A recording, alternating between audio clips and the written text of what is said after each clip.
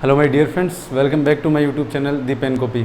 दोस्तों, class 11th में हमने क्या स्टडी किया था, रिलेशंस एंड फंक्शंस। हमने इसकी कुछ बेसिक डेफिनेशंस डिफाइन की थी। आज स्टार्ट करने वाले हैं क्लास 12 का चैप्टर 1, रिलेशंस एंड फंक्शंस। तो हम इसमें पढ़ने वाले हैं types of relations, types of functions. ठीक है, सपोज कीजिए कि हमारे पास ए बिलोंग्स टू आर है या फिर A B belongs to R है। इसका क्या मतलब हुआ कि ए हमारा बी से रिलेटेड है। इसको हम कैसे भी लिखते हैं, इसको हम ए रिलेटेड टू बी से भी डिनोट करते हैं। ठीक है, इस तरीके से भी डिनोट करते हैं। तो हम बात करते हैं पहला एम्प्टी रिलेशन।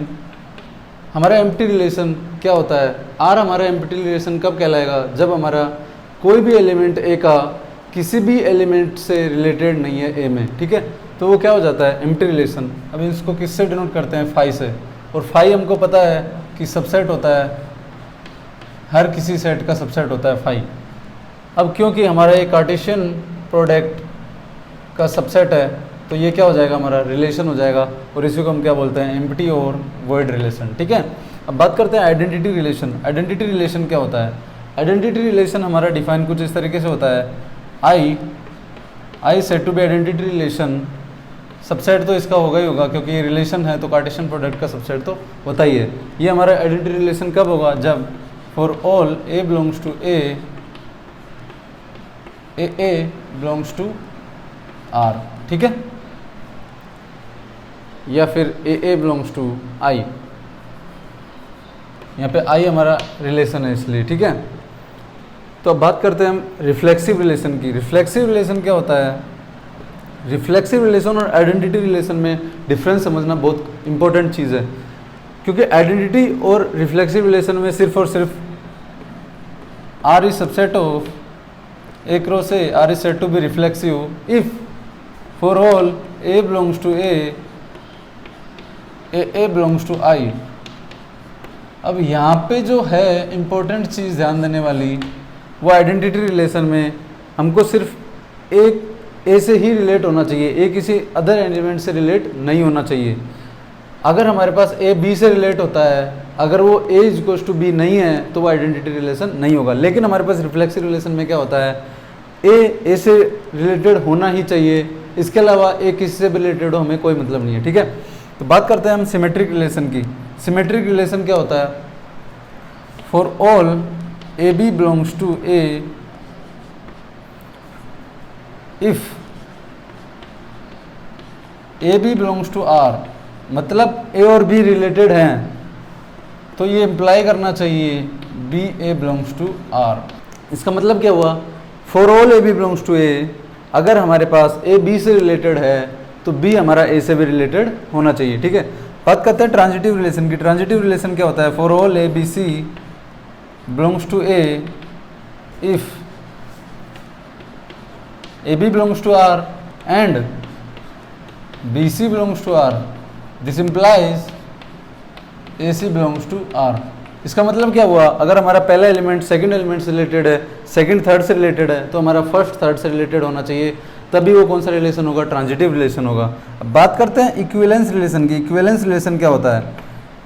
आर हमारा इक्विवेलेंस रिलेशन कब कहलाएगा? जब हमारा वो रिफ्लेक्सिव हो, सिमेट्रिक हो और ट्रांजिटिव हो। ठीक है, तो ये आर हमारा आर इज इक्विवेलेंस रिलेशन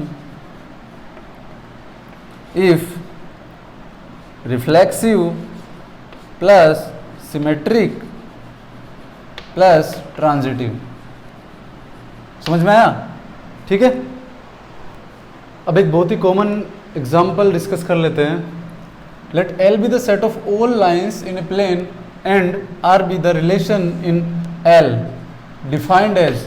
किस तरीके से रिलेशन को डिफाइन किया हुआ है? R is equals to L1 L2, L1 is perpendicular to L2, check whether it is an equivalence relation और नॉट। अब सबसे पहले हम इक्विवेलेंस रिलेशन की डेफिनेशन रिकॉल करेंगे। तो इक्विवेलेंस रिलेशन क्या होता है हमारा? जो रिफ्लेक्सिव हो, सिमेट्रिक हो और ट्रांजिटिव हो। ठीक है, तो पहली प्रॉपर्टी हम चेक करते हैं इसमें, रिफ्लेक्सिव। रिफ्लेक्सिव, इसने रिलेशन हमें क्या दिया हुआ है? L1 L2 such that L1 is perpendicular to L2। तो अब हम देखते हैं क्या L1 के परपेंडिकुलर होता है। रिफ्लेक्सिव का मतलब क्या होता है? रिफ्लेक्सिव का मतलब होता है खुद से रिलेटेड होना चाहिए। ठीक है, मतलब A1 is related to A1 for all A1 belongs to A, ठीक है। तो अब हम यहाँ पे देखते हैं क्या हर एक लाइन L1 L1 से रिलेटेड होगा कि नहीं होगा, बिलोंग्स टू R और नॉट। तो क्या लाइन कभी खुद के परपेंडिकुलर हो सकती है? ये कभी पॉसिबल नहीं हो सकता, ये लाइन खुद के परपेंडिकुलर कभी हो ही नहीं सकती, तो हमारा ये रिफ्लेक्सिव रिलेशन नहीं है। तो हम इसको डिस्कार्ड तो यहीं से कर सकते हैं कि ये इक्विवेलेंस रिलेशन नहीं होगा, लेकिन हम इसकी तीनों प्रॉपर्टीज चेक कर लेते हैं कौन सी सेटिस्फाई कर रही है और कौन सी डिससेटिस्फाई कर रही है। ठीक है, तो बात करते हैं हम दूसरी, सिमेट्रिक। ठीक है, सिमेट्रिक क्या होती है? For all L1 L2 belongs to A if L1 L2 belongs to R, this implies L2 L1 belongs to R। ये इसका मतलब क्या हुआ? अगर हमारा L1 L2 belongs to R कर रहा है तो देखते हैं कि L1 L2 अगर हमारा R में से बिलोंग कर रहा है तो क्या प्रॉपर्टी सेटिस्फाई करेगा? L1 is perpendicular to L2। इसका मतलब क्या हुआ? अगर लाइन हमारी L1 ये है तो सपोज कीजिए L2 ये है, तो ये दोनों के परपेंडिकुलर हैं, तो क्या L2 भी L1 के परपेंडिकुलर होगी? ऑब्वियसली होगी। हमें इस डायग्राम से क्लियर हो रहा होगा कि अगर L1 L2 के परपेंडिकुलर है तो L2 भी L1 के परपेंडिकुलर होगी। ठीक है, अब बात करते हैं थर्ड प्रॉपर्टी की, ट्रांजिटिव। ठीक है, क्या ये ट्रांजिटिव रिलेशन होगा? तो उसमें हम क्या देखते हैं? For all L1 L2 L3 belongs to A if L1 L2 belongs to R and L2 L3 belongs to R then L1 L3 belongs to R। इसका मतलब क्या हुआ? हमारे पास पहले कोई भी ज्योमेट्रिकली हम इसको ड्रॉ कर लेते हैं। सपोज कीजिए L1 L2 belongs to R, इसका मतलब ये दोनों एक दूसरे के परपेंडिकुलर हैं।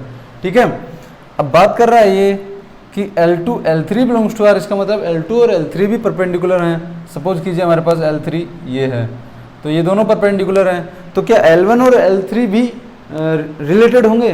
तो L1 और L3 हम यहाँ से देख सकते हैं ये क्या है? पैरेलल, तो ये जरूरी नहीं है, तो हमारा ये ट्रांजिटिव रिलेशन भी नहीं होगा। तो हम ये देख सकते हैं कि ये इक्विवेलेंस रिलेशन तो नहीं होगा, क्योंकि हमारा रिफ्लेक्सिव रिलेशन भी ये नहीं हो रहा है और ये ट्रांजिटिव रिलेशन भी नहीं हो रहा है। ठीक है, तो अगर आपको हमारा वीडियो पसंद आए तो प्लीज़ लाइक कीजिए, शेयर कीजिए और हमारे चैनल को सब्सक्राइब कीजिए। धन्यवाद।